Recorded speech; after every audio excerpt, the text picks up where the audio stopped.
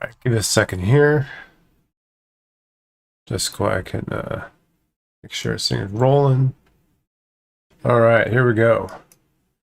Okay, so today I just want to quickly talk about some of the updates that are going to be coming for the ArcGIS CLI later this week. Oh, and my phone already beeping. Sorry about that. So there, turn that off. So yeah, I want to talk about some of the updates that are going to be coming for the ArcGIS CLI. I think later this week with the release of 4.19 of the ArcGIS API for JavaScript. I only want to talk about it because a couple of things are changing. I got some questions about what I'm going to do with it in the future. So I'm not quite sure what's going to happen yet. What's going on here? Sorry, someone's barging in my room. So basically the usefulness of CLI has always been to help you put together an application using the ArcGIS API for JavaScript really quick. Oh, these brave ads popping up. Sorry. But I mean, that is with a 4.19 and ESM build, it's like so easy to do now. So I'm not quite sure how useful it really is today because you can really just use like Create React App, Vue CLI, Dojo CLI, any one of those, and just kind of get started and working. But I think it's still kind of useful to give you just a good starting point, especially if you're not using one of those CLIs. Maybe you do want to start with a Webpack build or a rollup build. So for now, we're still going to offer those. However, NPM does have a way that you can install like template apps from GitHub, pointing them to like a repo via the org name and the repo name, right? It's kind of a standard way to do it. So we might change that down the road, but I don't know. It's still up in the air. But for 4.19 anyway, we're going to go and keep the CLI, keep the apps there and everything, because that's more usefulness to it. If you look at what it does right now, right? I think I break something. I think I broke the dock here. That's weird. Let me go. I put a new branch up. So I put a 4.19 branch up here. And I'm gonna guess the dock's still, no, the dock's fine here. Oh, that's weird. I don't know what it's like over there. So basically, I've removed the commands for the CDN, right? So there's not really a CDN focused build that you would use anymore. It's just going to be either a Webpack or rollup. But it does other stuff. It can scaffold a widget for you. So if you want to use our widget framework to build your own custom widgets, you can do that. And I only recommend you use that if you're going to be using like the Webpack build part, right? If you're going to use React or some other framework, just go with what they're doing, right? And we have had questions of users wanting to put like their custom widgets into like a React application or something.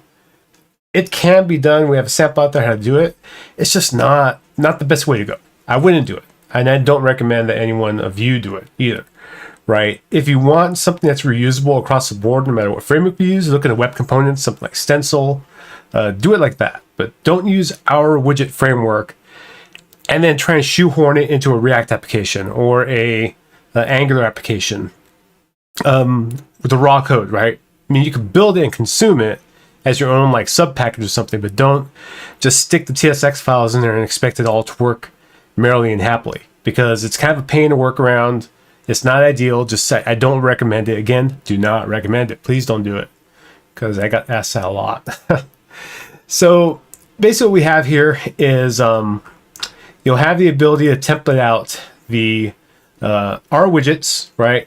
Or the Experience Builder widgets. So if you weren't familiar with that, there is a way that you can use CLI to go and scaffold a widget for Experience Builder, and it's going to create this manifest JSON, the icon, and the config for you, and your tests and everything.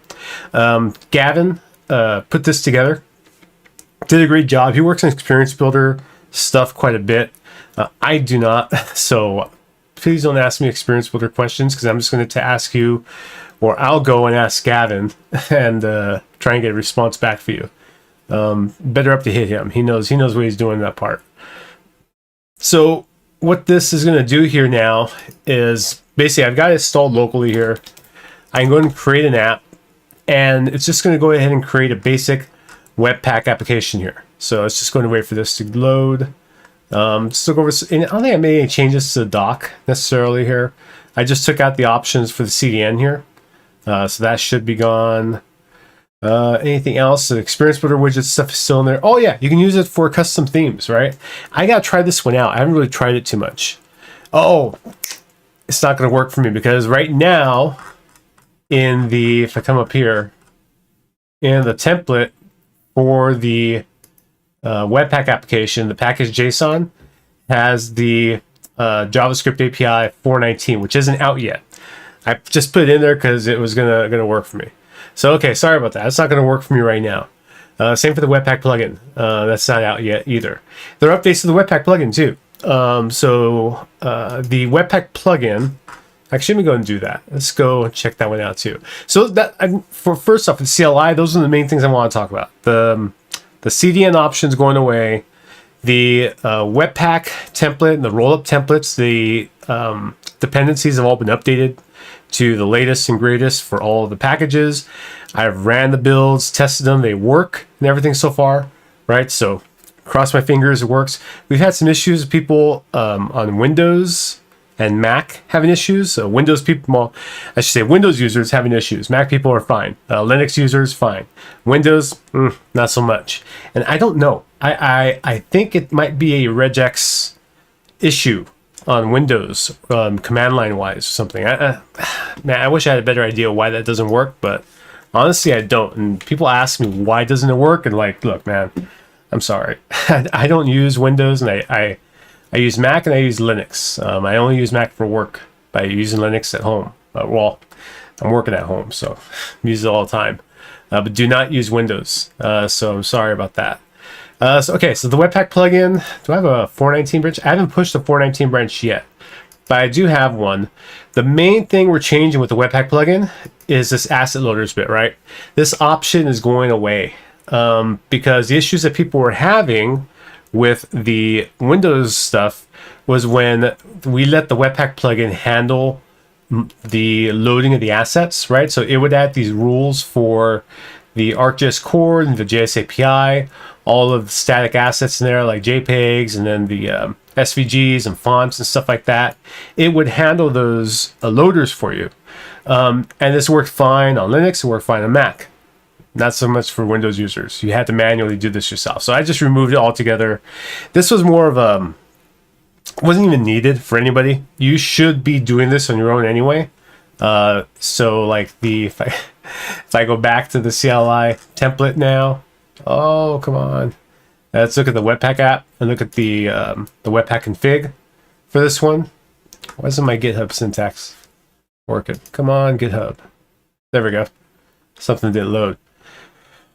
So basically, you should be doing the work here in your Webpack file for this loader, right? You should handle that. You shouldn't rely on our plugin to do it. So that's like the big deal there. The plugin's also not, well, so 419, you're no longer going to need to load the assets for the API. When you do a build, you don't have to copy them anymore. We're going to load the assets from CDN by default.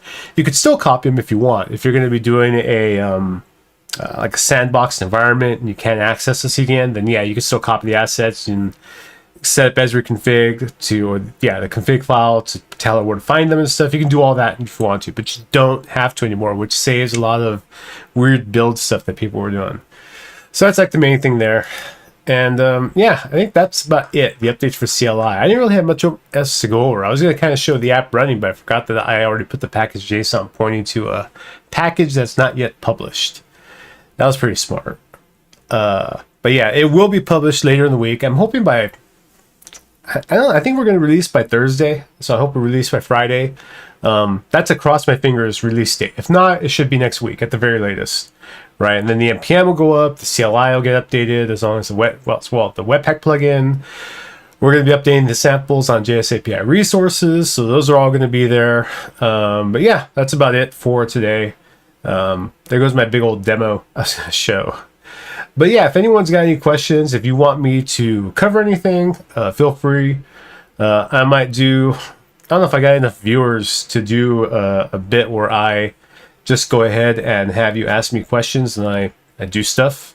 right? Maybe get a little drink in me on a Friday night or Saturday night or something, and we can pull that off. But yeah, but that's about it. Thanks a lot.